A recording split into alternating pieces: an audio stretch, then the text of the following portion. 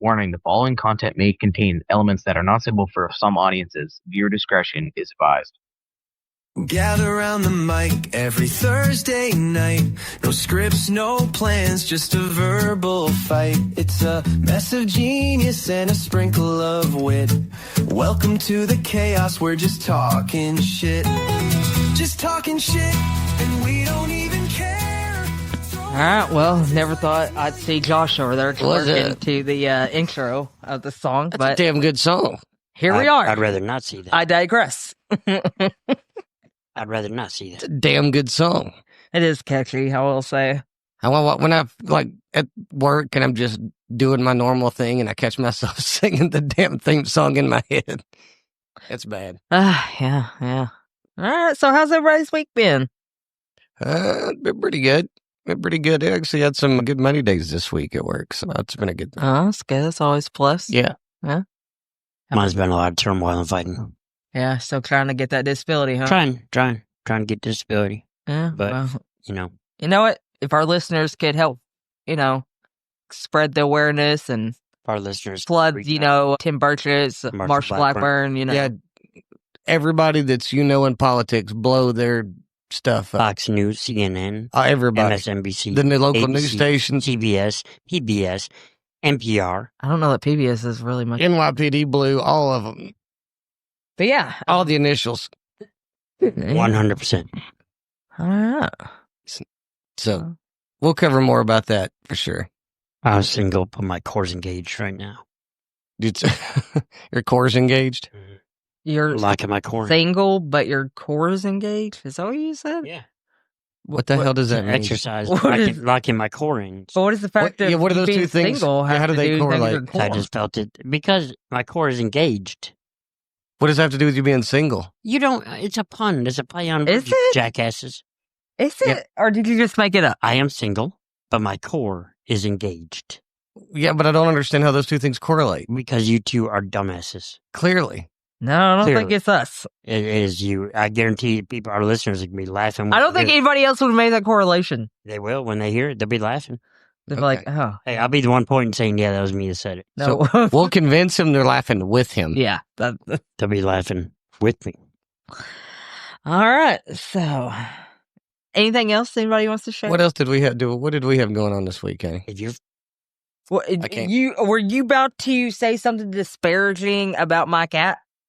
every time we go to get our podcast going, this cat rubs up against me He just like I'm a likes to say fucking hello. magic lamp. He loves you. Like he's waiting for a That's genie to his pop way out. of saying hello, Chris. He's acting like It's he's waiting for a nice to genie see to pop you. out of me.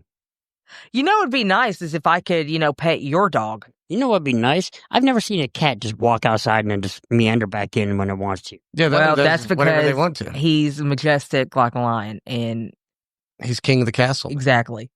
He better watch him around those good years out there in this country jungle because he'll get him. He knows better. They don't actually go anywhere far from the house. They stay in the yard. Our cats don't go nowhere. They're too old to go anywhere. Yeah, Like, they they're don't past give a the- damn that much. They just like being outside. You know cats are cats, right? Yeah, but they don't care that much. That's the thing. They don't care to go anywhere. Okay, and They're content with just going outside. They just, as long as they can go outside and chill in the grass, they're good. Till that They're bird happy. lands next to him. Boom. you think somebody's gonna pick that up? He's No, a I big said boy. a bird. Yeah, you think a bird's gonna be able No, to pick his they ass go up? So he chasing goes that chasing the bird. bird out of the Yeah. out the road or down Oh. the road or whatever. Okay, well, Yeah, he ain't gonna do all that's that. just him bringing a skiff. He's a little Road too, to he's too fat and lazy for that shit. road in decisions paid with black cats. So what Chris is talking about is that we have a patio off of our studio that actually goes outside. So we just let the cat in and out as they want to come and go. It's just, it's They just slam the mic in his face. that hurt like hell. I mean, I didn't know I had it that close. I didn't know you needed to say it that badly. I mean, we will let you say what you need to. Damn. Shit. I knocked myself out with the mic. It's a good thing you already got dentures, or you've been knocking. You ain't kidding. You was knocking 2 teeth out. Ding ding. Winner, chicken dinner. It's like whack-a-mole. With your teeth. I'm not kidding. Ring your bell a little bit. A little bit. That's all right. Bob Barker would be so disappointed. Right. Come You on and your down. He'd be like, son, let me show you how to... we say how to use the Bob Barker. You know, mic. in all the years he used one of these microphones, he had to have done that at least one time. Oh, Slammed you it. bet the women that... Or how many like, times did he hit somebody else in the face with it? I wonder how many times he got asked in the bedroom Like that. to... Yeah. He's taking it there. Yeah. Had him talking to his microphone, you know? The price is right. Come on down. Talking into this. Hey, what we need to do, He was talking into his vape. what we need to do is do a live thing so I can interview people and do that. Oh, yeah. Take you out to When the they're streets. talking, I'll be like, Take you out downtown, Knoxville, and have you ask people, That'd be random awesome. people on the streets. hey, we're coming at you live from Just Talking Shit. We Podcast. are wanting to do a live episode. We got that battery pack one we can take. Yeah. This has batteries. It takes batteries. Yeah, but Courtney's right. We do need to get to that live episode. So you guys stay tuned. That's probably going to be coming in the next Week or two. Yeah, the next couple of 2 or 3 weeks for sure. I would say probably not this week, next week, because this week, this coming up week, Doug, Donna, and a lot of them are going to be on a cruise. Yeah, they're gonna. Yeah, a lot of our. So maybe 2 weeks from now. Yeah. I thought cruises had Wi-Fi. Yeah, but it's not We ain't trying to the interrupt most people's reliable. vacation, and we don't want to interrupt Yeah, people's and vacation. yeah, I do. trying to- Yeah, I know you do. Well, it might not be the best weather. Hopefully, it changes around. But Oh, so you mean they have time to listen to a podcast? Then? well, maybe I don't. I'm just saying they're on vacation. All Why right. are you yelling? I'm why- just Did you see me yelling? no, but you're pressing me like I'm the one that's going on vacation. Because you I'm know just all about saying it. they're on vacation. You know all about it. They stress me out. Vacations. No, you too. Oh well. It is what it is. I get a little passionate sometimes. She- Okay, she what does. you guys take for yelling is really just me being passionate. No, that's called yelling. No. What I take as scars, she takes as deep passion. You'll know when I'm yelling when I get my mom voice out. Yeah, that's not fun. I've heard her do that. Not a lot, like maybe 3 times. It sucks. Yeah, like it sucks. You don't want to be around for that. That's not good. I have so many things to say right now. I bet you do. I bet you do. I'm just saying. I'm just saying. She I'm may- not saying. She make grown ass men tremble because they're like, "What the hell just happened right then?" Mm-mm. Anywho, so I guess let's unless there's anything else you guys want to talk about. Figure it out I your- want to hear about how Josh trembles when you yell at him in the bedroom. Yeah, because now you sound like you're an abused house husband. I'm sorry, honey. And I didn't line the towels up just right. And she said, either you put down the seat or I'll put you down. That's a great movie. It really is. Do you know what movie it is? I have no clue. What Happens in Vegas? Oh, I With Ashton Ashton Kutcher. Kutcher and Cameron Diaz. Yeah. don't know that I've seen that. I mean, I've seen like of the movie, but I don't know that I've actually. I We know are of the movie. I've just never watched it. Totally watching that because it's It's a great hilarious. movie. It really Okay. is. I'm Yes. down. All right. Is well, it something the kids can watch or no? yeah, probably not. Oh, okay. I mean, it's not. There's nothing like. Well, I mean, they could, But but if there's some adult yeah, it's very adult themed. humor, Oh yeah, it's definitely adult humor. yeah, then we'd probably be better off to leave them out of it. Yeah.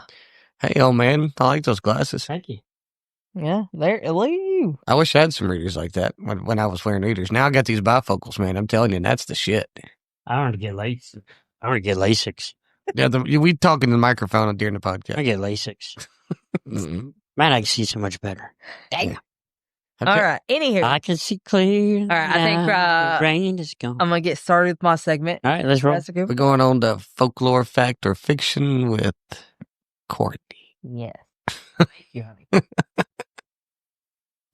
What if I told you the room you just checked into still remembers the dying breath of a soldier who never left? What if I told you your hotel mirror has seen faces that no longer exist? And what if I told you that your faucet turning on in the middle of the night isn't just a plumbing issue? Welcome to Savannah, Georgia, and more specifically, welcome to the Marshall House Hotel. Tonight we check in, but some guests never check out. All right. Some guests never check out. That's ominous. A little bit. It's got mirrors in it again. Yeah. Mirrors is usually a common theme throughout. It does seem like with a lot of these But, well, I mean, a supernatural-based- lot of cultures and stuff view mirrors as gateways or I'm looking souls, at the like man able to in capture the mirror. souls, you know? Anywho, back to the Marshall House. So the Marshall House sits at 123 East Broughton Street. Is that right? Mhm. Okay. Right in the middle of Savannah's historic district. From the outside, it's charming. Wrought iron balconies, classic brickwork, and gas lanterns flickering at dusk. It looks like a place you'd stay for a romantic getaway. But beneath its southern charm lies a deep, dark past. Built in 1851 by Mary Marshall, one of the few female entrepreneurs of her time, the building was originally a luxury hotel for merchants and travelers, but it didn't stay that way for long. When yellow fever swept through Savannah twice, the hotel became a makeshift hospital for the dying. Entire families were wiped away. Then came the Civil War. Union troops occupied the building and used it again as a hospital. This time for wounded soldiers, and let me tell you, this wasn't a clean modern-day hospital. Limbs were amputated in rooms now rented by tourists, blood soaked into the floorboards. Soldiers cried out in pain, and some delirious, some dying. They are buried beneath the floorboards. Some were even burned. And that, my friends, is where the stories begin. So, if, Chris, you know how I feel about supernatural stuff, but if there's ever a reason for a place to be haunted, I feel like the history of this house is like 100% a good reason for a house to be haunted. Yeah, it seems to Golly. be headed that way. Really? Yellow fever, Civil War. Not death, just death. Yeah, death. It's a death house. And I feel like any place that has a high death total where it's happened, whether it be an asylum, hospital, you can't tell me that Earth or that there's not like some sort of mark forever, right? And like you on said, that spot where it happened, like you said, it's common in asylum and hospitals, and it said this was used as a hospital on more than one occasion. Yeah. So, guess. Plot thickens. So the paranormal begins, and these are some of the first reports. So guests and staff started talking about strange happenings not long after the hotel reopened in the 1990s. Common complaints: faucets turning on in the middle of the night, toilets flushing by themselves, lights flickering with no electrical explanation, and then sudden cold spots, even in the middle of Savannah summer. And summer in the South is hot. Yeah, but so here's the thing I'm thinking there. Okay. So, is anyone surprised that there's plumbing and electrical issues in an old-ass house? Is that really... that's pretty easy to just chalk it up to supernatural. Faucets turn on in the middle of the night. And there could be any number of reasons why that could happen. Okay. Water pressure. But the faucet wasn't tightened all the way, and there was heavy water pressure. But more than one faucet? It didn't say more than one. Faucets. Faucets. Well, and maybe because it happened more than one time at one time, more than once, and it might have been the same. Okay. Well, all right. So, right, or somebody got up in the middle of the night that you didn't hear get up in the middle of the night to go pee in a hotel room. Okay, but what about the lights flickering with no electrical explanation? Because it could be shit electrical. Yeah, but they looked into it and there was no explanation. Did they check all the wiring, every single end? I'm assuming they did. There could have been that mice didn't chew through it. There could have been any number of random. There's really. I'm just saying it's very easy to find an answer to electrical or plumbing problems, especially in a house that old. If you want to be cynical, if you want to be realistic, you mean? No. Anywho. One guest described waking up and seeing a man in Civil War uniform standing at the foot of her bed just staring at her. Another said a child ran through the hallway giggling, but when she followed, there was no one there. Not even another guest checked in to that floor. And it's not just guests. Hotel staff, especially housekeepers, refuse to enter certain rooms alone. So what's going on here? So, let's break it down room by haunted room. Okay. So my rooms are in this place. I don't freaking know. I didn't. This is not my. But that might not be any relevance to that. Well, it is because she said we're going to go over this room by haunted room. He's like, "Are we going to sit through 136 rooms?" No, is that what we're there's about not like a no. It's just... All right, room 142. So this time, the lights did flicker. Okay. Fuck. Hey, both of you. Yeah. Go ahead. Anywho, room 214 one of the most haunted rooms in the entire Did I hotel. black out when we just got 214? Yeah, you missed it, dude. Okay, good. Sorry, go ahead. Room 214, one of the most haunted rooms in the entire hotel. Guests report seeing a tall man standing in the corner watching. He never moves, never speaks, just watches. So that's one room. Room 306. Multiple reports of a woman crying in the bathroom. Guests say they feel an overwhelming sense of grief, nausea, and cold air, but only when the door is shut. Some even report the mirror fogging up with words. One person claimed it spelled. Well, it didn't give me what it spelled. Guess it was made up. Mm-hmm. Maybe the ghost did that. People's imaginations are amazing. Oh, they run wild. This is weird, man, that said that, but well, you don't know though. I mean, if multiple, you didn't finish. So what you yeah, were saying. somebody told those. Hold on, I'm trying to see if I can find on my chat where it said what the mirror said. For whatever reason, it didn't.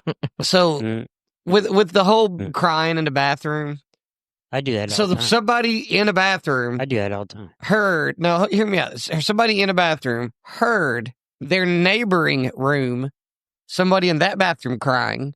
Because the way the plumbing would be laid out, the rooms would be bathroom to bathroom. Do you think are sitting in a room crying? But I'm saying none. I'm saying once the first person heard it and it was reported, all of a sudden everyone else's imaginations heard it too. In today's day, with camera phones, the quality of them. This was back in the 1990s, so there was not camera phones or anything. I know, but there is today. Well, yeah, today. Today there is. My shit's current. Not from the 80s or 90s.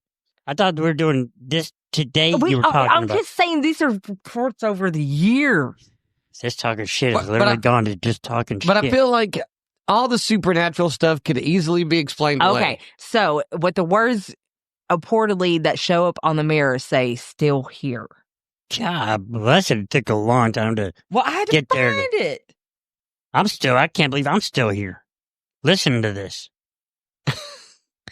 So there's a hallway on the 4th floor where there's... By the way, you're doing good. Thank you. Where there's footsteps, running, and laughter. Childlike giggles echo, but no children are ever seen.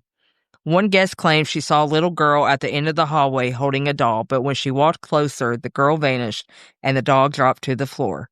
When staff went to check, nothing was there. Kids are always creepy. Again, imagination. Kids are always creepy in like ghost settings. Okay, so then how about when we decide to go to Savannah, we stay in one of these rooms? How come it's never an old lady? Care. How come it's never an old lady on a walker they see as a ghost? There's always a little kid running. Yeah, that's a good point. You know, because kids are creepy when they're ghosts. But you see an old lady walking, you're like, she's going to the light. Yeah, yeah, it makes sense to see an old lady as a ghost. You should have lived to be old, and that makes sense. But not everybody does. No. And maybe that's why you see more young ones because they have unfinished business. But who sees why can I not see the 36-year-old or even better, why can I not see the 28-year-old bikini model that passed away too soon? Why is that the ghost I don't see? Well, you don't believe in ghosts. All of a sudden it's no, I'm saying, but no one claims that ghost. You never heard, well, yeah, I was just staying in this hotel room. Rabbit hole. I'm just saying, you don't see somebody go, I was standing in this hotel room and all I saw was this bikini model standing there in front of me. And somebody goes, well, yeah, the bikini model died in that room 2 years ago. You never hear that. I don't know. Can I rent that room every day? You've ever seen a little show called Ghost Whisperer, but she has all different kinds of ghosts. Oh, is that real? Any of them bikini models? Is that a real show? Some are. Is that a real show? Yeah. It is real? I mean, like a real or no? Based on true events? Oh, we're talking about real shit here. So you just gave a fictional show. That's not even a good example. Exactly. I'm shooting. You had more holes in your story than a fucking screen door. This is even part of my story. So what are you talking about? You guys went down this freaking rabbit hole. Your boat is sinking here. Anywho, so then there's the doctor who never left. All right. What's the doctor got? One spirit is said to be a Civil War surgeon. He's seen walking the halls, muttering under his breath, covered in blood, looking for patients. They say he appears most often near the stairwell, and some even report hearing him say... Nobody ever finishes what they say. Hearing him say, hold him down, it won't take long. Guests have felt hands pressing down on their shoulders while lying in bed, cold, firm pressure, then nothing. Is he trying to operate, or is he trying to or is he just reliving the trauma over and over again? Or is people's imagination? I thought you were going to say Well, I mean, there real was some civil. You said it yourself at the beginning of the segment. I did say if there ever was going to be a place that would be haunted, this house would or this place would certainly rank at the top of that You list. said there was slight pressure. I thought maybe he was trying to realign their spine. However, well, I mean, if they're holding them down because back I'm in that guessing that's time an they didn't amputation. have, they didn't have the medicines they do today to put your ass out. It was you chop down on this or bite down on this they leather kind of belt. dope you up as much What as kind they of surgeon could. was he, though? I mean, because Well, Civil War times. I mean, Yeah, but I know surgeons that don't go looking for patients. I mean, they take a fucking day off. Doesn't this guy ever take a day not off? during the war. Fuck, you have downtime sometimes during the war. I've not been in a war. No, I'm guessing. I watch MASH a lot. He wants MASH a lot. Well, that might be the problem. Shout out to our veterans. We love y'all. Talking about fiction shows. What are you talking about? I was talking, again, facts here. Yeah, I mean, MASH was kind of based on some. Okay, but they're not real people MASH was in there. Korea War. You cannot tell me that Talk about characters in Vietnam. Hollywood are fake. That those aren't real people. Well, I hate to burst. And all they wore real soldiers' boots the whole season. All right, so Let's get back to your story, though. back to the children of the Marshall House. It's not all screaming soldiers and shadow figures. Children, by the way, not bikini models. Right. Some of the spirits here are smaller. Guests frequently report children running up and down the hallways. There's a boy named Jacob who's been seen near the elevator. He's said to tuck on your sleeve and ask, "Where's my mama?" And ask, where's my mama? Yeah, but when you turn to answer, he's gone. Why are there so many child spirits here? Well, during the yellow fever epidemics, entire families were housed and died in the very rooms. Some believe the children were separated from their parents, locked in the upstairs rooms to quarantine them, and not all of them survived. So that's sad. But, I mean, pandemic, yeah, probably. So you had Civil War soldiers dying. You have children dying. Yeah. Again, if any house could ever be haunted, I'm just saying. it might be this one. It checks all the boxes. All right, so the paranormal investigations. The Marshall House has been featured on Travel Channel, Ghost Hunters, and countless paranormal YouTube shows. Some investigators claim to have captured EVPs, ghost voice saying, "Help me, don't go," and he's still here. Temperature drops of over 20 degrees in just seconds. EMF spikes in empty rooms, and even a shadow figure caught on camera in the mirror of room 214.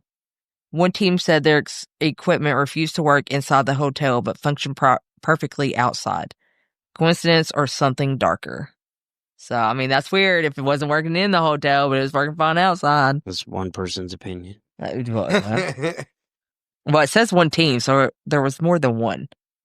So, I'm just Is that their saying. name? You know, I certainly got to say that this house has a tremendous history to it, regardless of the supernatural aspect of it. There's a lot of history in this house. Yeah. I mean, there's a lot to this place. All right, so the floors bleed history. So when the hotel was being renovated in the early 2000s, workers made a grisly discovery. Under the floorboards, they found human bone fragments. Historians confirmed they were amputated limbs from the Civil War hospital days.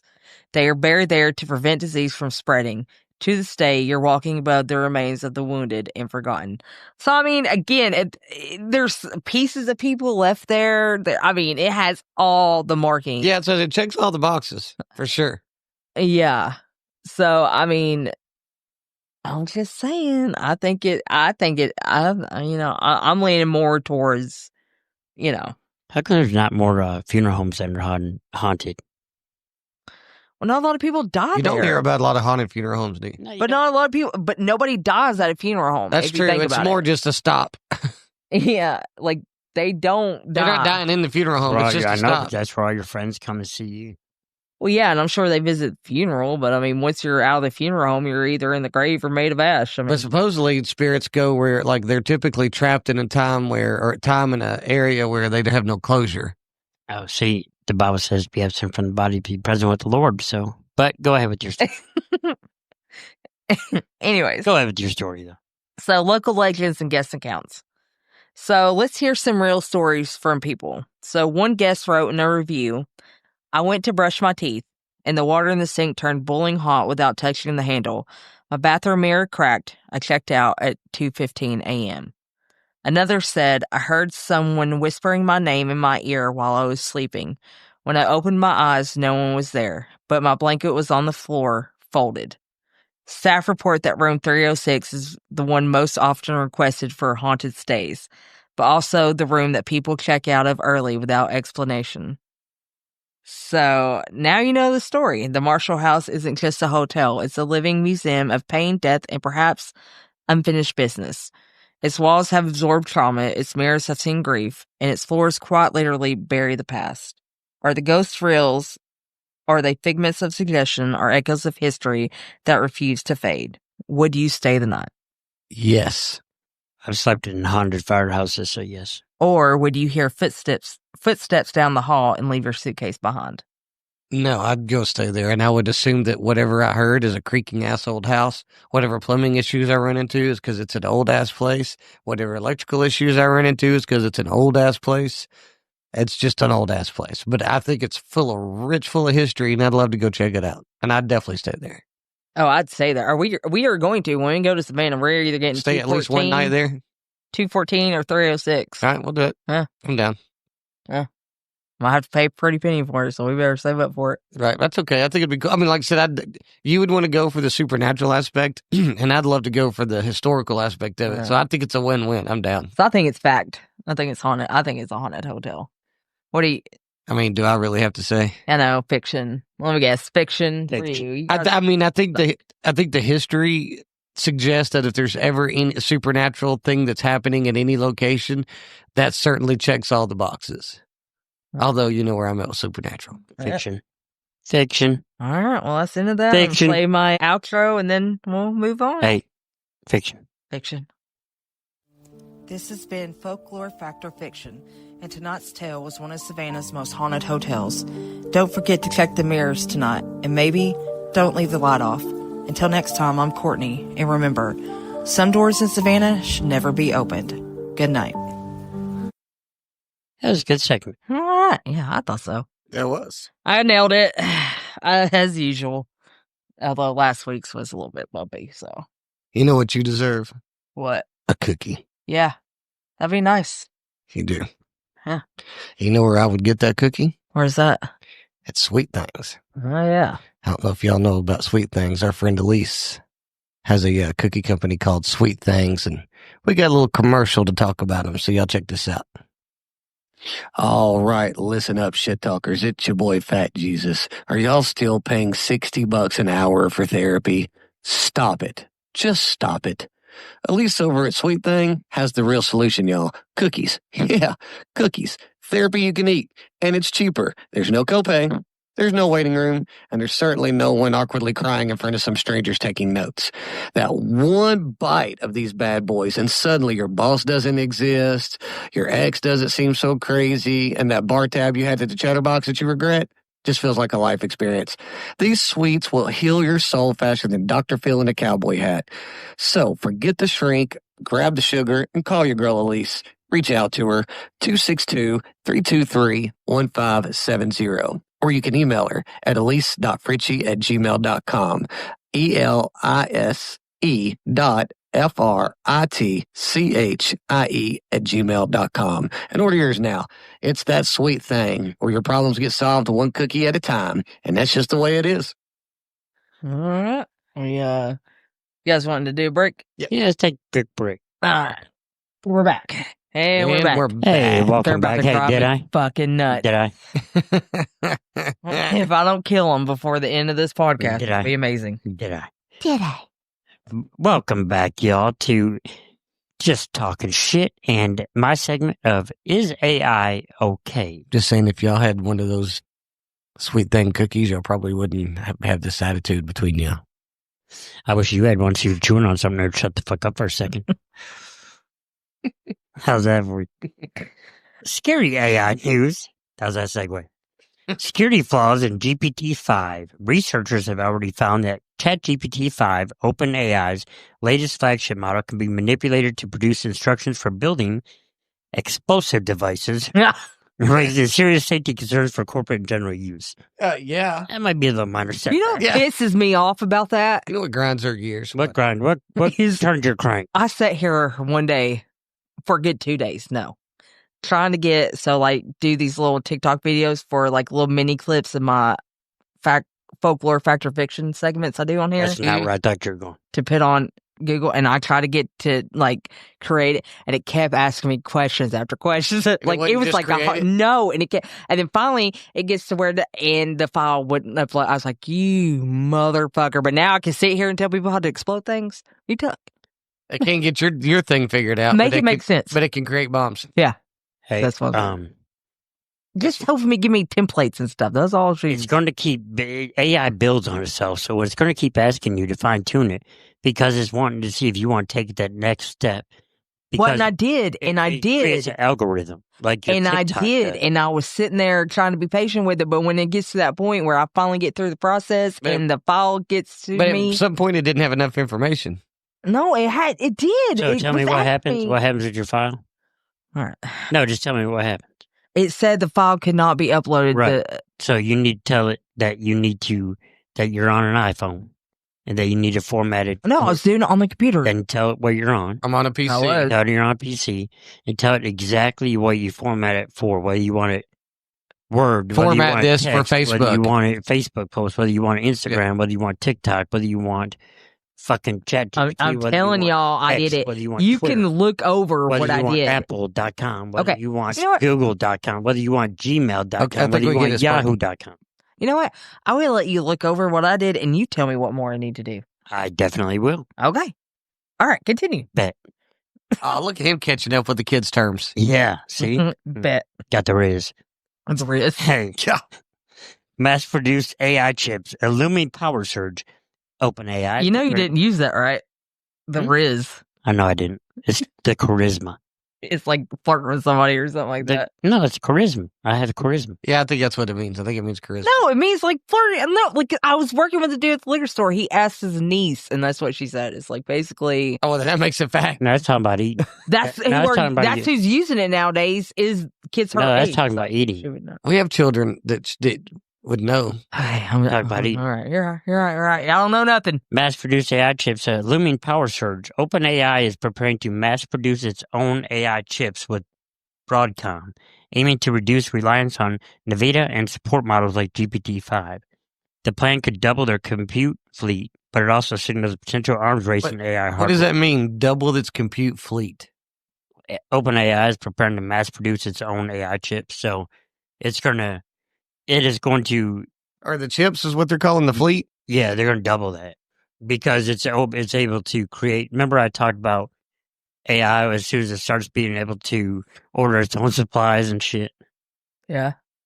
OpenAI is preparing to mass-produce its own AI chips with Broadcom. So now we're talking about self-replicating. I believe that's the company OpenAI doing that. Right, but that's self-replicating. It's self-replicating. Huh. Gee, I wonder who's been the one person all along that sat here and said I wonder. And that prequel of the freaking robots taking over. You know, I'm saying, do you want it now or you want me to wait till it actually happens? Just wait. When I saw those hot-ass robots the other day, yeah. that I sent you. Said to him, I said, what if you messed over that was an AI video made of AI? I said, those robots are banging. Because Think about the porn opportunities that AI is going to provide. Be the P. Diddy robots and stock up on WD-40.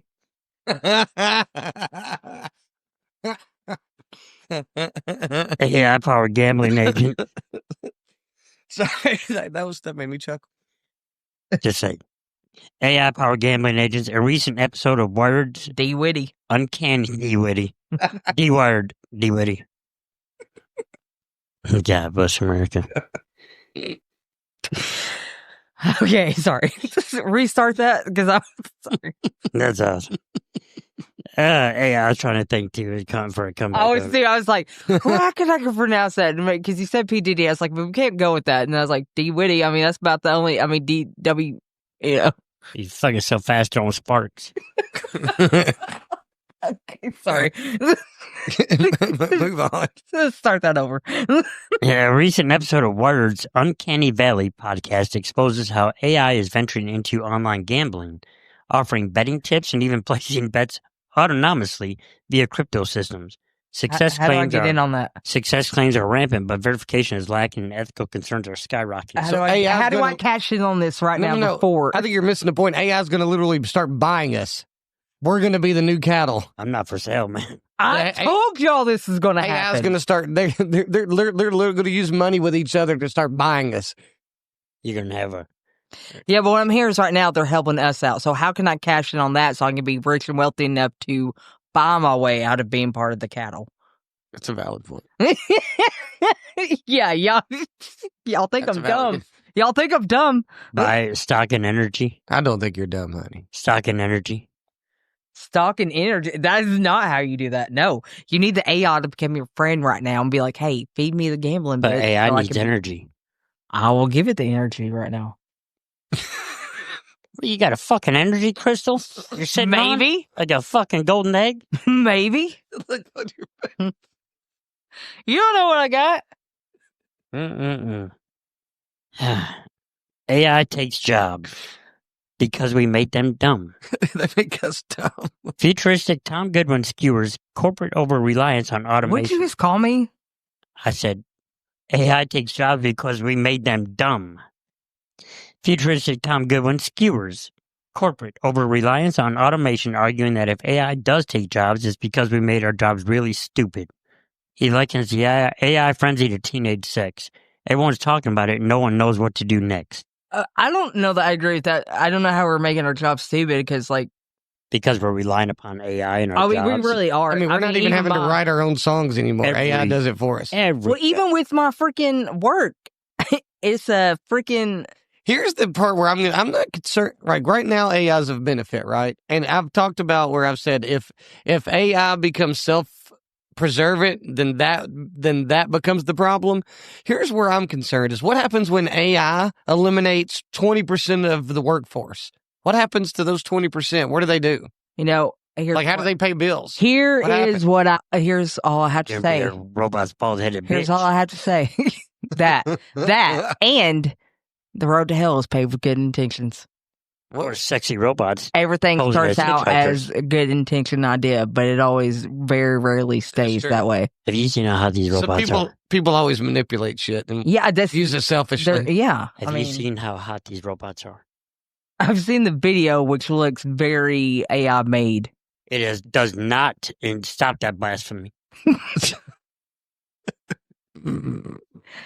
Listen, you want to go stick it into a metal cone? Who am I to stop you? I got electricity shooting through my body right now. He's already half AI now. It's just like blending with one of his own. Okay.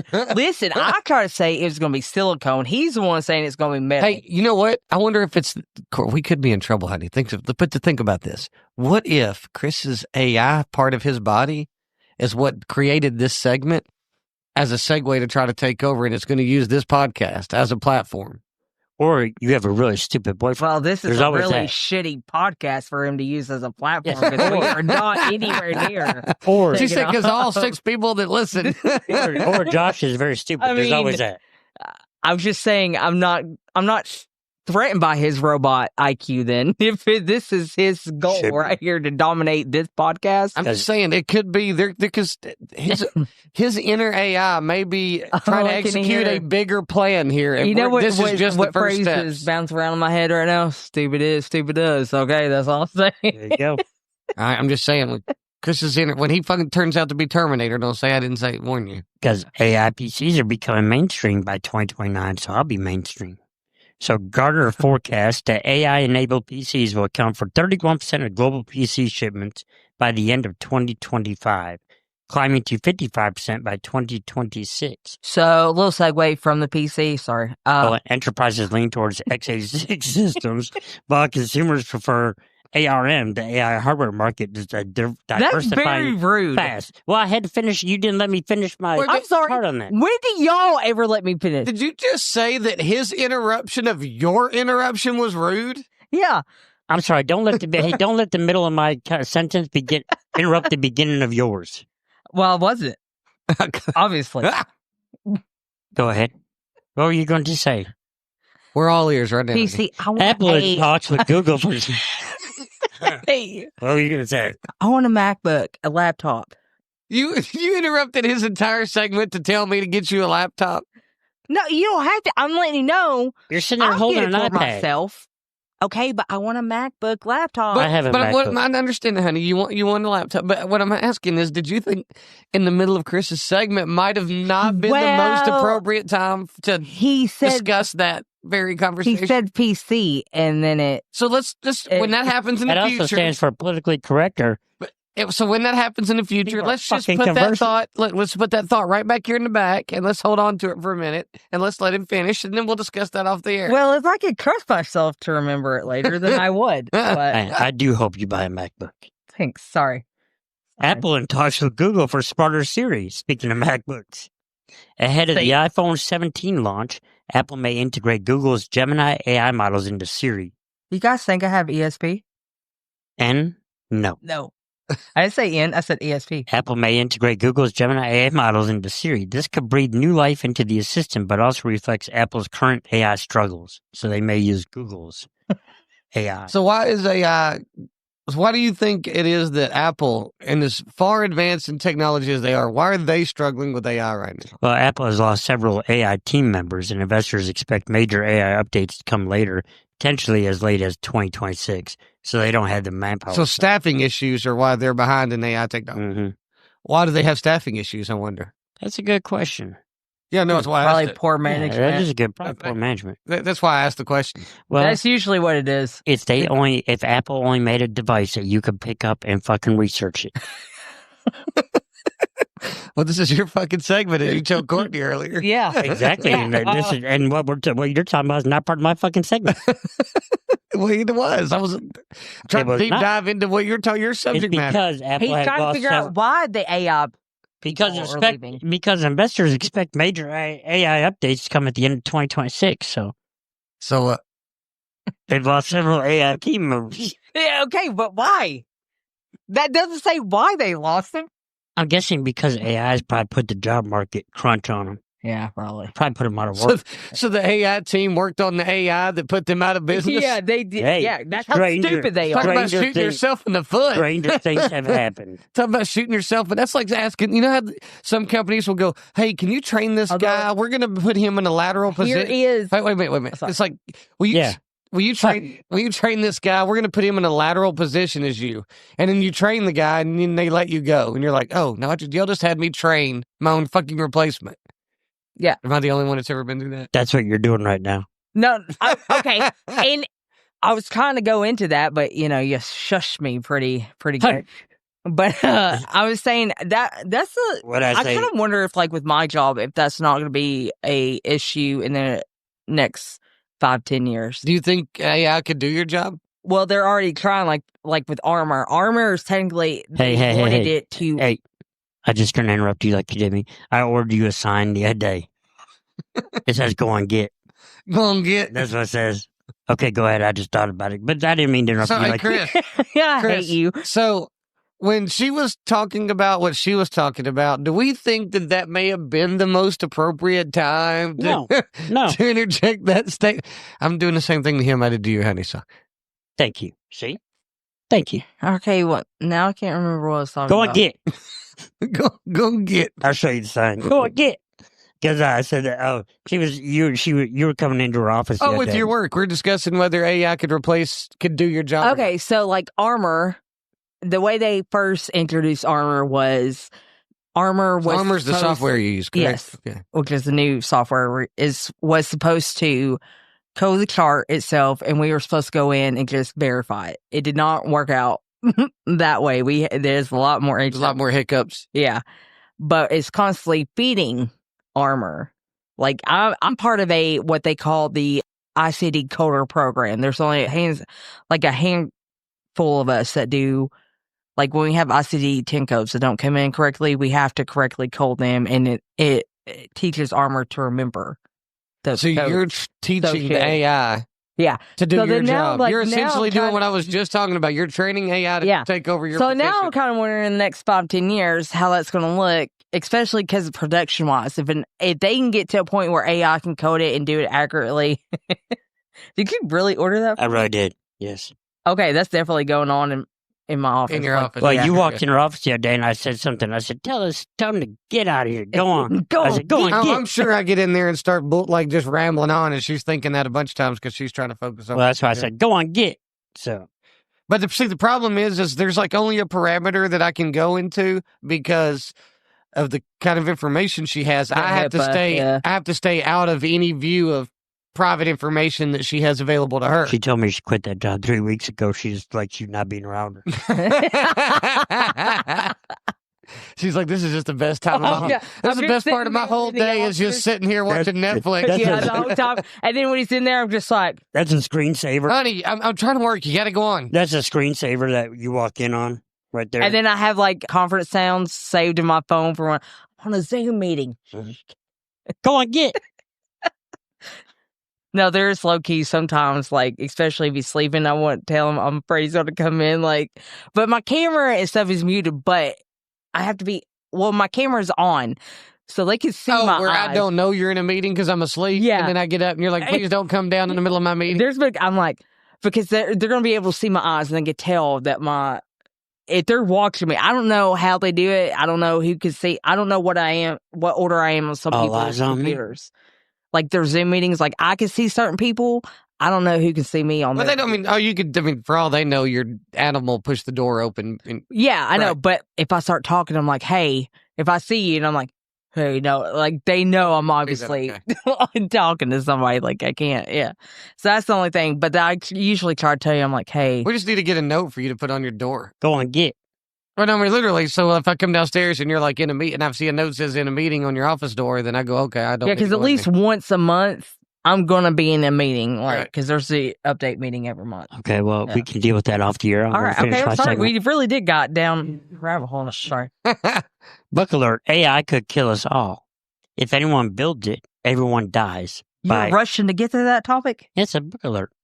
It's because you talk about this right here. Everyone Dies by Eliezer Yudkowsky, and I butchered that name, and Nate Soros, releases on September 16th, 2025, arguing that superintelligent AI poses existential threats. Critics warning this book as a timely and terrifying education are already calling it a must-read. What's the name of the book? It is again? called If Anyone Builds It, Everyone Dies. if anyone Builds it, everyone everyone dies. dies. You putting that on our book list? Launches, it releases September 16th. Well, we have an audiobook app that we use, so she's going to get on there and add it to our book list. I read books. I don't listen to them. Well, we read some too, but Because we also readers- listen to some when we're in the car. Readers are leaders. Well, I'm going to have to get to where I'm starting to do audiobooks because my production has started dropping again. So I've really got to do something. There's nothing that rhymes with listeners. That's why I said readers are leaders. Listeners are nothing fucking rhymes. I got to rhyme a book. So you said if anyone. if builds anyone it, builds everyone it, everyone dies. dies. So I'm going to go ahead and pre-order it with the one credit. How much is 'cause it? We have 7. Okay. I bought one of those Kindles, by the way. Well, it's the Amazon Audible app. I use the Amazon Kindle, though. You remember we were talking about that? Yeah, same thing. You should be able to do. But I know, but I like reading. But I But bought then the, also 2 books. I wouldn't mind reading. I just got to find the freaking time. I bought the Kindle Paperwhite. It's actually very nice. Where I drive out to West Knoxville once or At twice the speed of smell. at the speed of smell, once or twice a week. Those Audible books are nice to have just on those trips and stuff. Because I mean, I'm 30 minutes up, especially on Thursdays where his practice is in North Knoxville and soccer practice is in North Knoxville. He lives in West Knoxville at his mom's during that time of the school year, and I got to come from South, so it's a lot of damn. You know how much driving you do, Mm-hmm. and it's a lot of damn driving. So I enjoy the audibles during that. Go ahead. Books are good. I like reading. Yeah. So Wired AI Power Summit coming soon. On September 15th in New York City, Wired will host its inaugural AI Power Summit, discussing top issues like the White House's AI action plan, emerging regulations. What AI action plan? I think I seen Melania Trump put out a thing with AI, and I think it's challenging students to use AI to better their communities. That was what I was going to ask. Is I it when they think say action might be plan? wrong. Is it like a defensive action plan, or is it how to utilize that action plan? No, I just heard something mentioned about that, so I'm not totally versed on that. That'd be interesting to find out, though. Like, is the action plan based on we're trying to create a defense against it just in case? Well, it'd be issues like that. Or is they're going, we're looking for an action plan of how do we utilize this in our government in order to be more efficient? Like, I'm wondering what they mean by action It's plan. more for emerging regulations and societal impacts. It says a live stream will be accessible to subscribers as well for that Wired Summit. So they're talking about using it as a tool. Mm-hmm. But they probably need an action plan for a defense mechanism against it as well. I'm sure there's got to be. There's got to be. And remember, we talked about this a couple episodes back where every state is responsible for governing their own AI laws. Are they? So yeah. you'll have 50. Yeah, you'll have 50 different AI laws because of different states. Which I don't know. You would think that the federal government would still have some regulation like they do in everything else. Sure. I mean, like murders against federal law and every state law and every county law and every city law. Right. You know, it's a violation of damn near every law. So it's going to get some federal regulation. Right. Whose phone's going on? Is that mine? That's probably mine. I think that's one of our children on the move. No. But that's what I have for is AI okay? So with what you guys have heard today, what do you think? Is AI this week? Is it okay? No. Corny's still. I'm saying it's okay as of right now. Although it's heading in a direction that is becoming very concerning. That I'm going to say I told you so. This is what I ask of you. How many times have you used AI today? Today? Mm-hmm. It's up on our computer right now. Today. None today. You used it a little bit ago, just answering your question that you were looking up. When you didn't have your segment, you used AI right there. Yeah, but I already done that like days ago. They still used it. But you today. just brought it up and utilized it. Okay, so once today. But you used it. I used it too. It's literally like that's on my computer right there. Listen, I know it's not obviously it's okay. It's open on our computer it's okay right now. to an extent, but the way it's going, no, I know it's going where. So it's a what have you done for me lately type of situation. With basically, yeah, isn't that the way everything is? No. That's a dark mentality. Yeah. Well, I'm in a dark mentality. I don't know if you guys have noticed lately, but you know what you need? A fucking cookie. If you want a cookie, honey, I can make a strong recommendation. I know you can. I'm just saying, check out them Sweet Thing cookies by at least Fritchie. They're damn good. They'll turn that frown upside down. That's my lady. They'll turn that frown upside down. Well, that is my segment. Let's take a break. Let's take a quick commercial break and be ready to roll. Talk to you on a minute. Hey guys, it's your boy Fat Jesus. When the crew from the Just Talking Shit podcast needs to unwind, when the mics go off and we're done talking for real, there's only one place we go. Chatterbox Tavern. It's the oldest licensed bar in Knoxville, and you can feel the history the second you walk in. It's located at 8227 Chapman Highway. This spot's been around since 1952. It's veteran-owned and operated, and honestly, it's where we go to kick back, grab a drink, and catch up with some real people. Every Friday night, it's karaoke. You can find Sparky out there singing. Every Saturday and Sunday from 3 to 6 is Texas Hold'em tournaments. No buy-ins, just bragging rights. And there's always some live music, a few veteran fundraisers, and just a solid mix of locals who know how to have a good time. And that's Chatterbox. We don't just talk about it, man. We're there. It's cold drinks, good conversations. You enter as strangers, leave as friends. When we're back. I said, we're back. There we go. Okay. Everybody's involved. I thought you had a little intro that she was going to play. Yeah, that's well, what I do, but I mean, there's a segue where we come back from commercial and y'all got to fucking talk. No, normally she does an intro. I thought there was an intro song. No. So what? Well, I thought you had what intro song? Not an intro song, but an intro to your segment. Well, there is, but well, then fucking just get getting on back. with it. We've not gotten to well, then quit trying to hype up the crowd and get on with your fucking segment. Dear baby Jesus. Dear 8 pound, 6 ounce baby Jesus. You know he's a grown man. I like praying to the baby version. I hate you all. All right. So, I guess we're going to get into it. So, this week, we're actually going to do a little change up there, ladies and germs. We are going to move from the blunt truth history with Fat Jesus to just the blunt truth with Fat Jesus.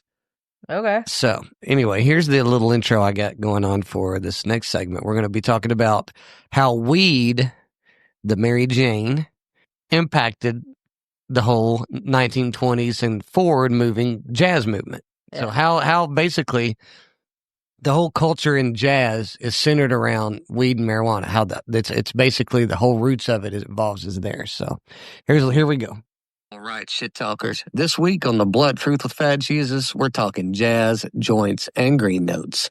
Here's the blunt truth. Without weed, jazz wouldn't be jazz. These cats weren't apologizing for it either. They sang about it, they bragged about it, they lived it. While the newspaper screamed about reefer madness, Louis Armstrong was laughing, lighting it up, and blowing music straight out of heaven, man. Weed wasn't the problem, it was the inspiration. And this is the story they never wanted you to hear. They painted jazz like it was America's classy little art project. Lies. Jazz was dirty, raw, dangerous, and it was high as hell. Reefer didn't cloud the room. It changed the music. It slowed time, stretched rhythm, pulled creativity out of thin air and into the notes. This wasn't some accident. It was deliberate. Cannabis shaped the sound of the 20th centuries, and they tried to erase it from history books. Why? Because they couldn't control it, and that's just the way it is. Let's get into it. All right. All right. So it was a wild time back then with the cannabis, with some of our favorite stuffs. These guys back in the jazz days, man. So first, I guess we need to kind of paint the scene of what New Orleans look like back then. And I say New Orleans because it kind of coincides with a lot of Courtney's segments down in New Orleans, and a lot of yours take place in this era, right? Yeah, in the early era, yeah. I mean, the Axeman, he wanted jazz played. That was the thing. Yeah. So to paint the picture of what this era looked like, and it even kind of paints the, for those that have heard the Axeman story that got to listen to that, this will paint the picture for that era as well. You had kind of real smoky environment, right? So we're talking the early 1900s. You've got horses kind of coming up and down. You've got those rail cars. We're talking, the jazz movement is strong in New Orleans. That's kind of where we're basing this whole deal off of. And so you got those streetcars coming up and down and clanking. They're kind of holding on by a thread. You've got, jazz, you've got music going around every corner. And it was really a melting pot at the time because you've had a lot of French and you had the Spanish and you had the English and you had, even going up into the 1910s, you had the Mexicans coming up and putting a lot of their influence in. And so there was because of all these melting pots of culture of the time, you've got basically sinners and saints all on the same block, right? So you could be hearing a trumpet guy over here competing on the corner against another trumpet guy over here, right? Because you had a lot of ragtime was big back then, blues was big back then. These are all the musics that were involved in that era. And so you had these guys that were just competing on the corners, and you would have this guy over here, preaching the Lord's, the good book. And then over here, you've got on the other side of the block, you would have, you would be hearing the sounds of pianos and saxophones that are covering up basically the moans coming from the brothels on the same side of the road. Oh, yeah. Right. People getting afternoon delight. So, I mean, you literally had sinners and saints on the same side of the block. So, but everybody was kind of accommodating. It was part of the thing. You had all these guys coming in from port. You got to think, Southern Louisiana or not Southern Louisiana, but the coastal Louisiana and the whole New Orleans movement. That was a big port town. So there was a lot of sailors coming in.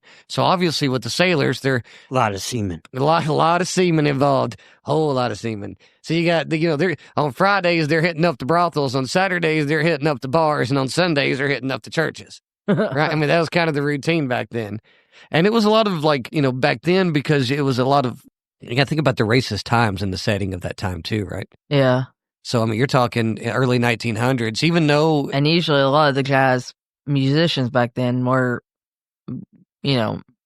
African-American. What is the... Yeah, dominantly African-American. It was just part of the culture. It was just... spread to Chicago, New York, into Harlem. I mean, it was... And eventually it did spread up there. We'll actually cover that too.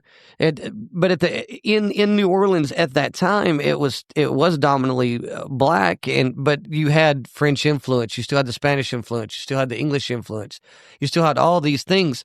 So, which is why you had, music-wise, you had ragtime, right? You had old school gospel. you had blues, you had marching band, you had all of these things that were involved into the same side of these, they're all these competing styles of music on the same blocks where the prostitution and the churches were happening at the same time, right? So it was just so many different cultures combined at once. And it was really crazy thing was it was kind of like they kind of lived in harmony, to be honest with you, at that time. Mostly music. Music and food, man. Like, if you can bond people over any two subjects, it's music and food. Always music and food. Right? I mean, we all know how good that Creole, like some of that Cajun food, man. I'm not a big Cajun fan. No, see, I love spice, and I love spice. I love some Cajun things. I can't do a whole lot of spice, as I found out over the weekend too. I'm telling you. So we try those bulldog noodles, Oh yeah, those were good. And it's good flavor. Don't get me wrong, but I took a couple bites and then I was literally in tears crying because of how hot it is. Literally just this one. That's why I don't like being in pain while I'm trying to eat food. See, and so I like good shrimp bowl. But that means oh yeah, shrimp bowls. Shrimp bowls are awesome. Courtney will tell you though, like I have an unusual like heat tolerance with food for a gringo. This is totally off subject, but with the heat, I don't mean to brag about myself, but it is kind of like a little proud moment. I used to work in a Mexican restaurant as a bartender, right? And the Mexican restaurant that I worked in, these guys would challenge me often to pepper contests. And I'm trying to I'm talking Mexicans, Hondurans, so guys that are used to some heat, right? They're part of their culture, and it's the heat's.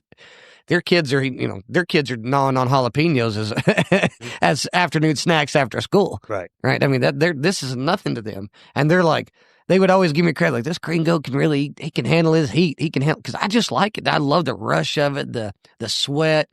And I like the flavor of peppers. Like, I love a bell pepper. I love a jalapeno. I love I like the flavor of habanero, but habanero is like, that's the pretty much where I'm done. I can go habanero level of heat. Much after that, I don't enjoy it anymore. It's tolerable to where I can keep going, but I don't enjoy it anymore. Now, my nephew is Latino, and I gave him some of that hot pepper stuff from the Pepper Palace. Oh yeah. And at first he kind of like winced a little bit, and then he said, "Oh, that's good. Can I have more?"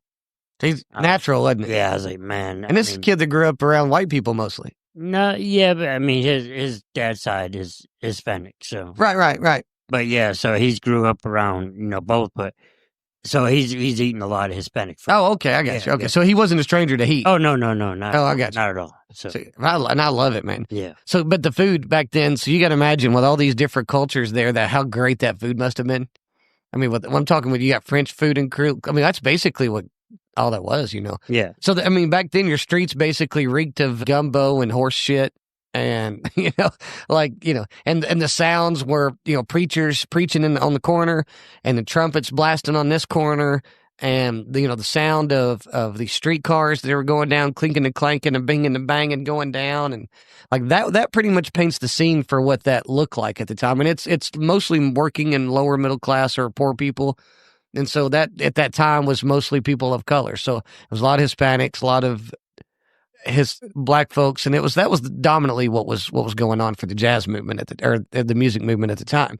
So jazz formed because of all those different styles and all those different cultures. It was basically a mix of the ragtime and the blues and all of that. So when you kind of go into the 1910s, you get the end of the Mexican Revolution. So there was a lot of migration that happened right after the Mexican Revolution. A lot of those Hispanics kind of moved up towards Texas and kind of worked their way up into Louisiana. But something that the Mexicans figured out, God love these people. God love these people. And they figured out long before the rest of America did. Yeah, in fact, Chris is pointing at his shirt. But I'm telling you, what I'm talking about here is Mexico's contribution to America. If they had no other contribution in the world, this one was fucking fantastic. So what was normal in America, right, is at that time, we're talking early 1900s, 1910s, right after we would roll our own cigarettes and we have our own alcohol, right? So you go into a pub, you smoked your own rolled cigarettes and you drank your alcohol. But the Mexicans treated weed, right, and they called it marijuana cigarrolo. I can't roll my R's. Please forgive me, my Spanish speakers, because I cannot roll my R's for shit. So, but it was called marijuana cigarrolos, and they treated it just like tobacco and just like alcohol. It was just rolled up and treated like normal.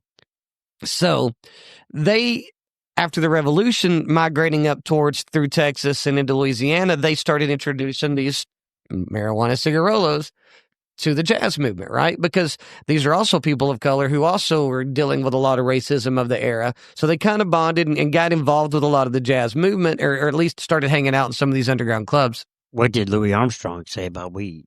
I'm going to cover that in a little bit. Okay, because that right there says a lot. Yeah, you're jumping ahead. You're jumping ahead. I'm engaged. Oh no, yeah, we're certainly going to cover Louis Armstrong. I'm engaging. So him, About time. Just kidding. I hate you. Wow, get him, honey. I'll wait. Go ahead, I'll wait. I was engaging on your behalf. Talking about Louis Armstrong. I was just kidding. Just having a little fun. Fucking Neil Armstrong got high too. He went to the moon.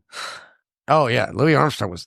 Neil Armstrong got high too. He went to the moon. Him, like, so, dude, what? They're a little bit later on. We're going to cover him and Cab Calloway, another famous stoner of the era. Had never heard of him. You've heard the song, Hidey, Hidey, Hidey, oh. Neil wasn't a stoner. Hidey, Neil Armstrong wasn't a stoner. I know, he was an astronaut. I know, Louis. You don't remember that song? I do know that song, yeah. That's Cab Calloway. Okay. So, yeah, that. You know how I know another song that was written completely baked. How's it go again? Howdy, howdy, howdy, howdy. Hidey, Hidey, Hidey, Hidey. Oh, no, no, no. Odie, odie, odie, odie. Never heard of it. You lie like a mofo. Never heard of it. Lie like a rug. Never heard of it. So. Anywho, sorry. So now we've painted the picture of what it looked like in that era, that time, right? Rolling into the 1910s, the Mexican Revolution, they're bringing up the marijuana cigarrolos that I can't roll my R's for. And they start making it basically part of the music culture of the time. And so it doesn't only become like a part of the culture, it becomes the culture. Meaning, I never really associated marijuana. that's why this is blunt truth. Are you kidding me for real? I mean, dead serious. Yeah, with jazz? It's so here's the funny thing. What these guys would call themselves were vipers. Not that I listen. Not that I've listened to some blues. I haven't listened to a lot. So a lot of blues. Benny King, little Freddie King. Etta James. At last. Yeah, and that Etta James, total weed head. Total weed head. Most of her music was about weed. That one song happened to be about love, but most of her music was about weed. To be fair, it took me until I was 18 and in a relationship with somebody that smoked weed all the time to realize how many people smoked weed. I really thought it was I was a little bit sheltered enormous part of our population. But I also grew up with a convinced father, so I had no. What? Do you know what we do on this podcast? Are you high? Have I ate my broccoli today? Yes, I have. It was called tea by Louis Armstrong. That's one of the words that he. But I'm just saying, I did grow up sheltered, so it's not surprising. We need to let Josh continue with this. No, this is engagement. Louis Armstrong called it tea. That was one of his nicknames for cannabis. Okay. It was. Again. She did grow up with a cop as a dad and a grandfather. And an uncle until he became a firefighter. Right. So. Yeah. And her uncle was in law enforcement until he became a firefighter. So. Did he call it ganja too? I don't know what he called. I don't know about that one. No, he called it tea. But he did call it tea. Yeah, I can't remember. He had a couple of names for it. See, like for me, I associate jazz a lot with, the crossroads and all that stuff. Like, so that was blues. I mean, that was kind of jazz work. Jazz and blues kind of go hand in hand. They are. So what jazz is where blues and ragtime kind of meet. It's like saying fucking country and bluegrass are the same thing. They are. I mean, kind of. Yeah, that's what I'm rock saying. And metal. They're in the same realm, like fucking vanilla and maple. So what did I say was wrong? Nothing. I was just fucking getting loud like you did earlier, showing you I was just passionate about it. I hate you. Anyways. How's it feel? It ain't no fun when the rabbit has a G-U-N, because you can't say that word. Oh, holy Puffco. Great. Go ahead. I digress. I'm having a Puffco moment. You're about to have an iron lung moment. No shit. You're dragging that thing right. Hold on. I hate you. I'm just saying. Oh, I hate you. Yeah, right over there. Oh, yeah. I'm good. I don't even remember what the hell I let You're talking about Louis Armstrong, man. No, you were talking about. And I think to myself, So the thing about the whole weed into jazz is where what they kind of treated it like was a replacement for alcohol, right? So we're like a lot of bands nowadays, they like in between songs or in between sets. So is jazz during the Prohibition? What was the early 1900s? We've covered that through the whole podcast. 1900. Well, Yeah, yeah. we Well, did. Prohibition is 1920, so yeah. Yeah, it was 1900s yes. through the 1920s. We're kind of we're getting into the 1920s now, or Well, I mean, 1910s and can I ask you a 1920s. serious question? Yeah. Was weed legal then? Yes. Okay, that's what, because We're going to get to why that became a thing. Okay. So that's I didn't know. we're going to get to the roots of why that became a thing. So now we're entering Prohibition because you said alcohol. Right. Well, was outlawed, right? No, I didn't say it was outlawed. What they were trying to do is they were using it for a replacement for alcohol, because alcohol would make you, as far as playing music wise, it would make you sloppy, right? Like your reflexes weren't good. Sloppy toppy, yeah. You weren't thinking near as fast. Like it just made you really sloppy. And weed does what? And so weed would make you a little bit more fine tuned with the music. It stretches time. It does stretch time. And that was the big thing then, is that's how they looked at it, is it would stretch time. So in their mind, it would allow them to write solos, be a little bit more creative. And lower your inhibitions. And it would certainly lower your inhibitions. So that way you play, you're not so nervous. You ding, dun, dun, dun, ding, dun, dun, dun. Have you eaten a good salad right before you've played your bagpipes and felt a difference in when you've played before, like without eating a salad? My inhibitions are lower. Yeah, it makes it a lot easier, doesn't it? Like you get more creative, like when you're just writing music on your own, or you're just sitting there freestyling. I found that out by accident. I did because I didn't know, because I'm new to the use of this. I use it for pain relief. Sure, yeah. Yours is medical purposes. Mine are clearly recreational. But when I picked up my instruments that I played, whether it be shuttle pipes or bagpipe, I can't really play the full set, so I play digital now. But anyways, it did change my playing a little bit. I didn't. So when you were just freestyling on your bagpipes, did you find yourself to be more creative? Yes. And able to hear the music, maybe even you're in your head a little slower than it is in reality? It slows the rhythm down. It does, and it allows you to freestyle a little better and a little more creatively. Well, you pick up certain nuances. You do, yeah, absolutely. Yeah. So that's what these guys were figuring out, right? And so you got to think with all this mixture of culture of music, with, again, like we said, the ragtime and the blues and the gospel and the big band and the big horns and the marching band stuff, all that stuff coming together. Now you've got weed introduced into the 1910s from the, Mexican migration after the revolution. You've got this unique sound that they've created, which is that jazz, that's the sound, right? So, but they're still having to really remain underground because there's still a lot of racism at the time. Like it's just being frowned upon quite a bit.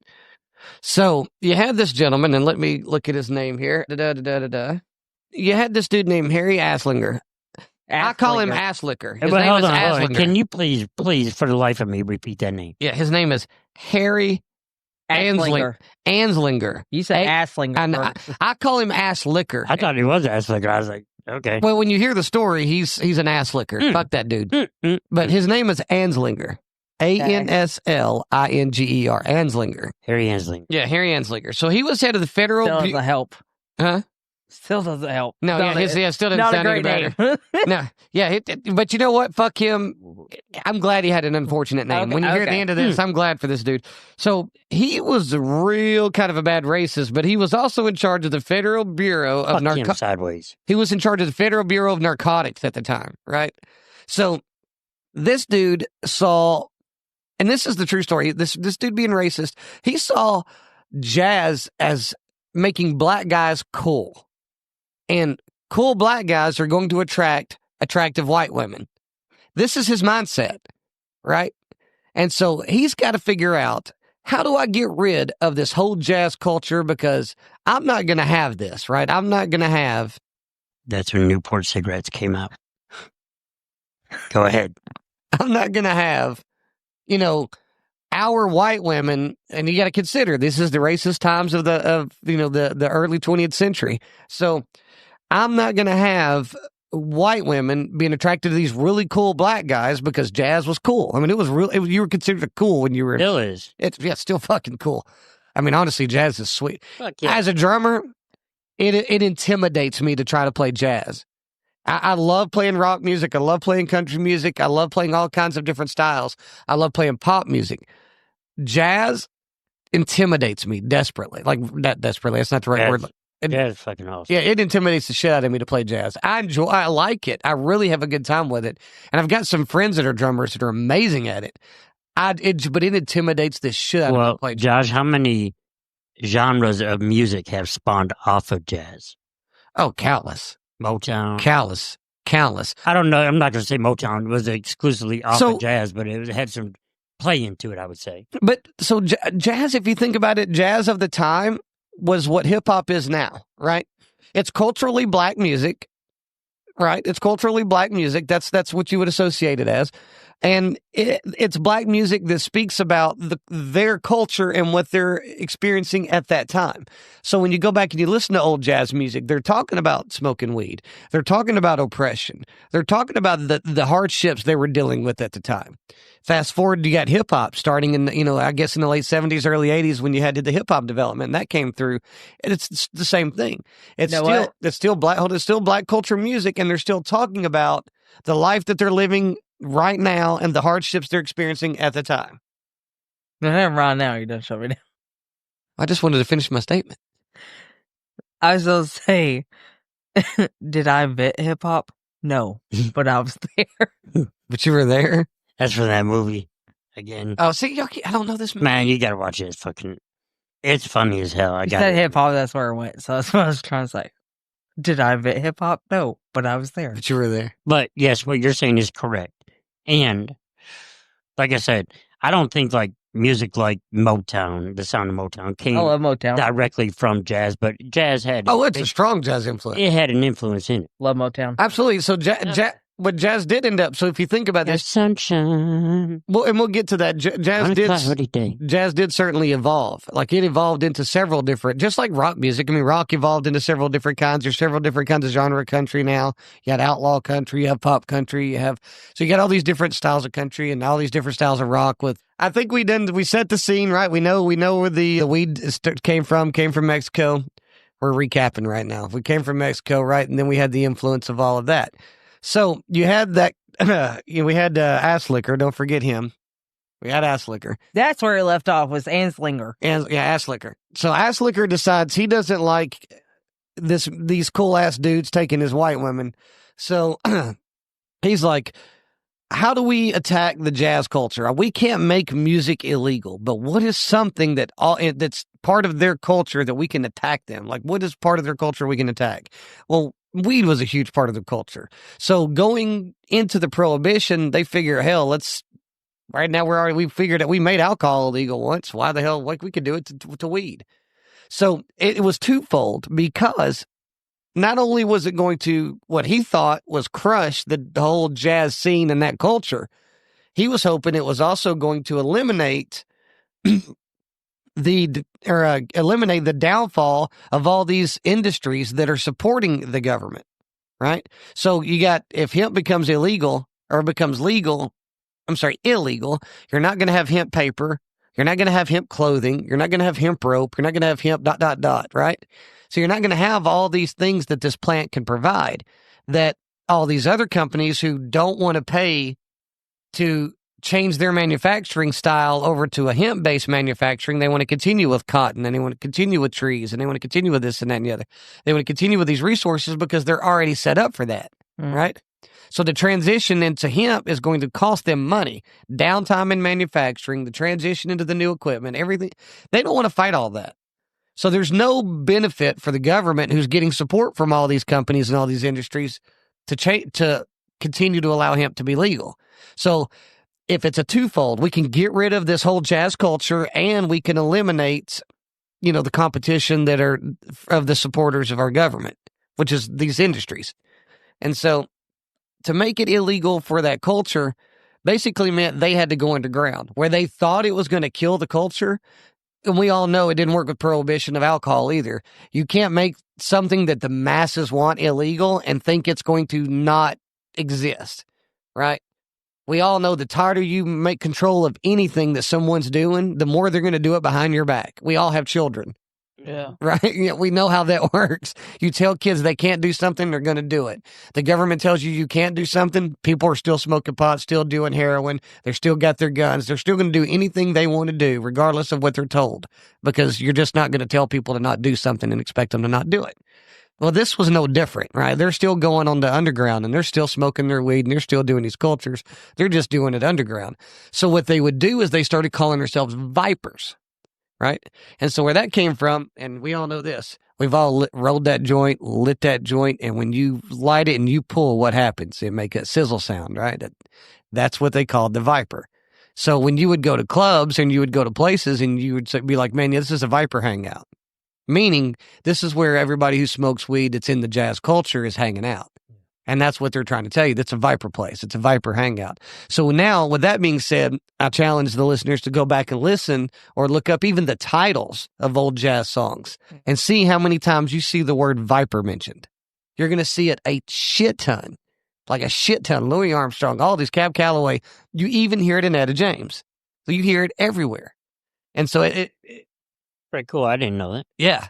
That's where that's what they called it, was viper, and that was why, because we've all, like, you hear that sound, anybody that's ever heard the Sublime song "Smoke Two Joints," you hear the bubble of the bong and you hear the pull of the joint, you can hear the sizzle.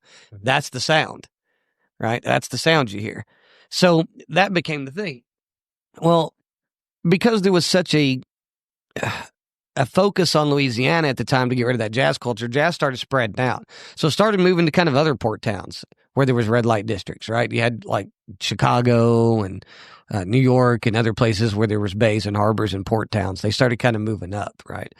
Then you get kind of into the 40s and 50s, man, and heroin starts getting introduced, right? Weed is still the primary, mind-altering thing that's going on in the jazz culture at the time. But much like it did with rock in the 80s and 90s, heroin in the 40s and 50s and kind of got real heavy, or even in the 60s, really, with rock.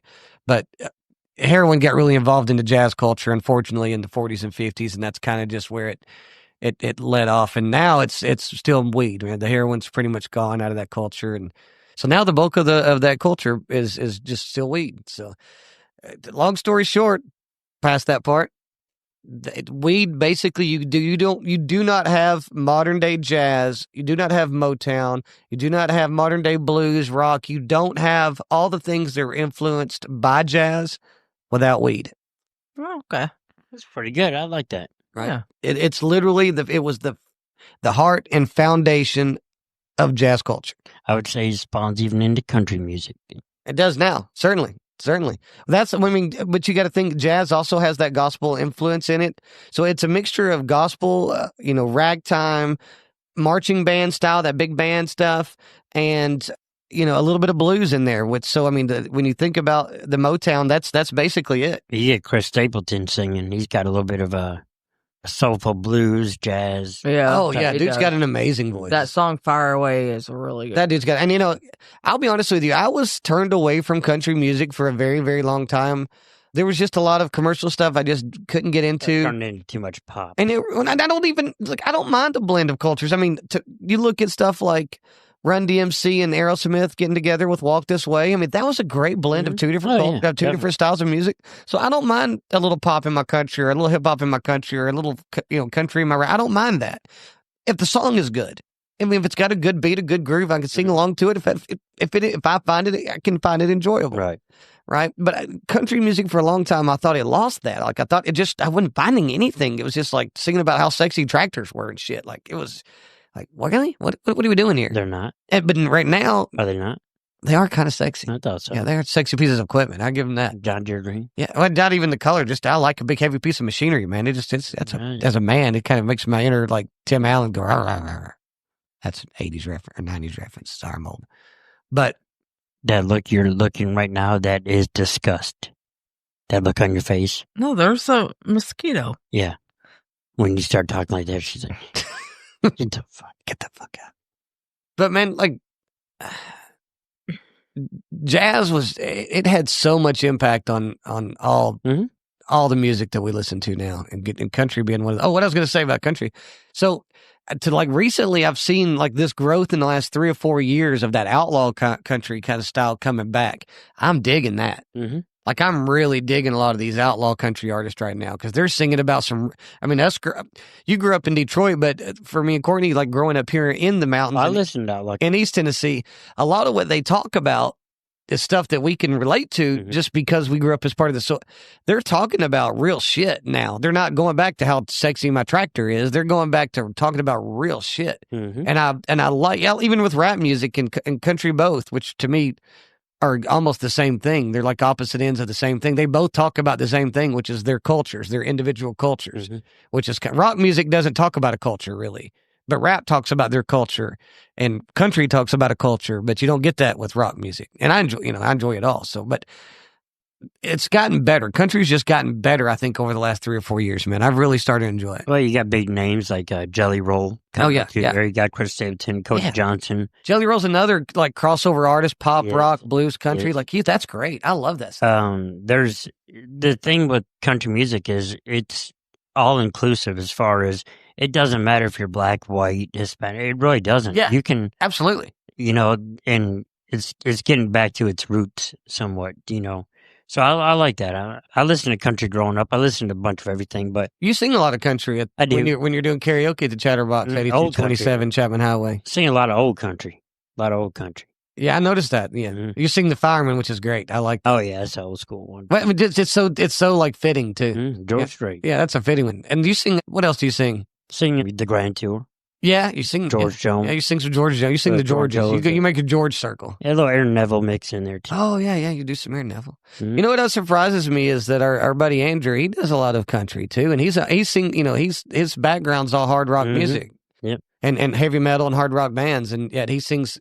So that shows you, man, music, it doesn't matter. Good music's good music. If you can, even as a metalhead guy like him or a hard rock guy like him, he still finds enjoyment in good country music because good music's good music. 100%. So, man, but that's jazz. That's what it is. So let me, I got a little outro I put together.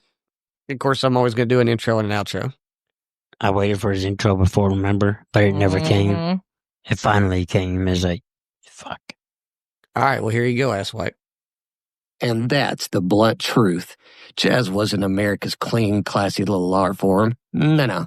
It was raw, dirty, and high as hell. Cannabis wasn't some footnote. It was the backbone. It shaped the sound, bonded the musicians, and terrified the establishment so much they rewrote history just to scrub it out. So next time you hear Louis Armstrong sing "What a Wonderful World," or you hear him hit that golden trumpet line, or you even hear Cab Calloway holler, "Hidey, hidey, hidey, ho," remember, you're not just hearing music. You're hearing smoke, laughter, rebellion, and a culture that refuses to play by the rules. Jazz didn't ride the green note. It made it immortal. Respect the history, respect the music, or get smoked out like the rest of these marks. That's just the way it is. That was good. Yeah. I liked it. Yeah. Thank you. Yeah. Stay next week. We're hitting up Billy the Kid. That's going to be a fun one.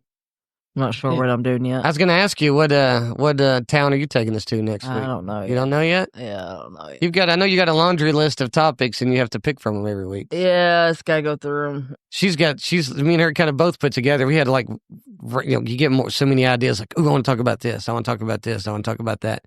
And so now it's, which one do we do first? Mm-hmm. I don't have that issue.